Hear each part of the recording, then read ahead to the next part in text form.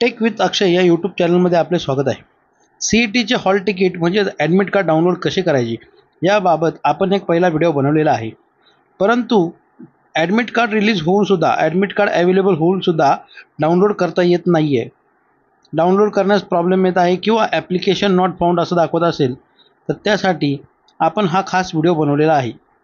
सर्वप्रथम आपण Google Chrome open करून गुगल क्रोममध्ये CET हॉल तिकीट 2024 हा ऑप्शन टाकायचा आहे.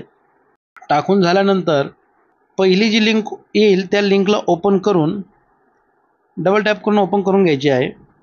ओपन केल्यानंतर कॅन्डिडेट रजिस्ट्रेशन 2024-25 यावर क्लिक करून साइन इन करण्यासाठी आपला ईमेल ID आणि पासवर्ड टाकायचा आहे. साइन इनचं बटन दाबून आपल्याला साइन इन करून घ्यायचं आहे. साइन इन झाल्यानंतर आपल्यासमोर असा इंटरफेस ओपन होईल. त्यामध्ये 4 नंबरचा ऑप्शन आहे hall ticket and admit card यावर क्लिक करायचं आहे.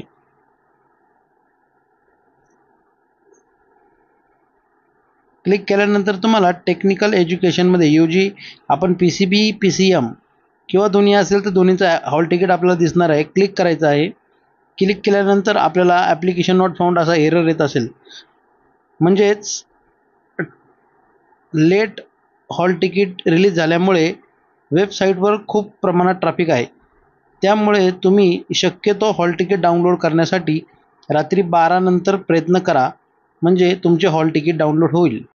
आपल्या चॅनलवर असेच नवीन व्हिडिओ बघण्यासाठी चॅनल लाईक शेअर आणि सबस्क्राईब करा.